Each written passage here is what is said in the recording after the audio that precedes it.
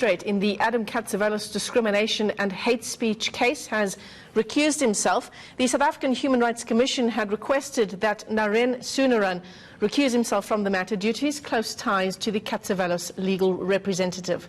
We're joined now by SA Human Rights Commission Chairperson Boang Jones. Mr. Jones, as always, thanks very much for your time. Perhaps just bring us up to speed on how this unfolded in court, how it came to the fore that this magistrate had some ties to the Catzavelos family. Yeah, firstly, I'm the Gauteng provincial head. Before I get in trouble. Yes, absolutely. Thank you for that. Yes, we learned this morning that, that the magistrate used to work for Mr. Catzavelos' lawyer some 10 years ago. And we felt that this would be prejudicial to our case, and therefore requested him to recuse himself. And our concern was that impartiality is fundamental to ensuring that there is fairness and that there is a fair trial. And we didn't want this case to continue with such concerns. Yeah. So we had to raise this, and without hesitation, the magistrate agreed to step aside. Now, this issue, you were telling me off camera, extends further than the Catzavelos case. In fact, it's a case of capacity at that particular magistrate's court. Yes, in fact, in most parts of the country, because we don't have a big pool of magistrates who are designated to preside over equality court matters. So there is a need for the Department of Justice to look into that, to increase the pool and train more magistrates who can preside over equality court matters. Yeah, absolutely. So where are we now in terms of the Catzavelos case? I understand, according to some reports, that Adam Catzavelos may also be facing charges in Greece, where that video was made. Yes, a South African of Greek descent laid criminal charges against Mr. Catzavelos in Greece, and that's a process that the Greek prosecution authority has to continue with. The South African National Director of Public Prosecutions has to consider the representations as well from Mr. Catzavelos, because they are citing jurisdiction as one of the reasons why they think the matter is not properly before the court. But in our case, they have admitted to jurisdiction, and our matter will proceed. Last week, Thursday, we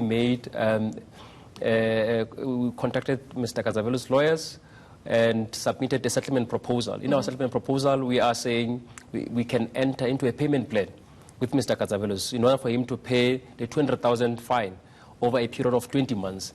And it's something that they are considering, and we hope that when this matter is before the court on the 29th of August, that we will reach some sort of a settlement. So that is your proposal. It's not been decided by the court that the fine would be 200,000 rand? Yes, it's not being decided by the courts. All the issues pertaining to this case are not in dispute. They admit that the utterances were racist, were hateful, were harmful. They also admit that there is a need for some sort of a racial sensitivity training for Mr. Catzavelos, a need for him to undergo some community service, and he will also apologize. What is in dispute is the quantum. So they are saying the amount is too high, and that Mr. Catzavelos, due to his current personal circumstances, cannot afford the amount. And we are saying adduce proof to the effect that he cannot afford, and to date we have not received any proof to the effect that he cannot afford to pay this fine. Now, a couple of weeks ago, I saw a video on social media, in fact, of Adam Catzavelos. I think he was outside the Equality Court at the time. He tweeted this video of himself, a lengthy apology, saying that, he knew where he had gone wrong, and so on and so forth. In terms of the South African Human Rights Commission, how much weight does that hold now after the fact, now that he is facing this kind of action by the Equality Court? It's precisely the reason why we have reconsidered our position. Initially, we had said we want him to immediately pay the 200,000, and he's shown some signs of remorse, and that is why we're saying enter into a payment plan, and this money will go towards social cohesion projects in Soweto, which are run by the Seth Mazibuko Foundation. and we hope that he will be in a position to afford this. If he's not in a position, the court will then have to decide on the quantum in this matter. Yeah.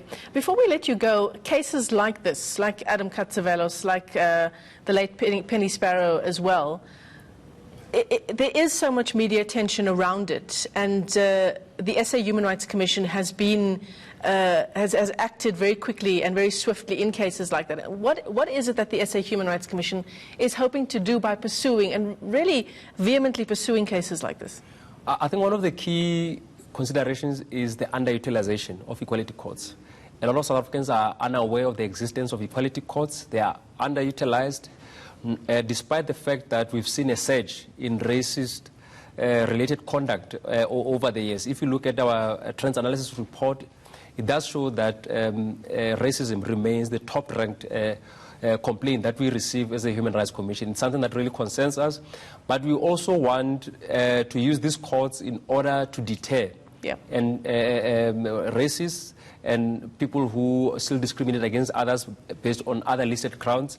We also want to ensure that we combat racism in South Africa, and we hope that through the optimal use of these courts that more and more people will desist from this kind of conduct. Well, as always, thanks very much for coming into studio. Boang Jones is from the South African Human Rights Commission. He is the Gauteng provincial head, giving us an update there on the Adam Catzavelos case.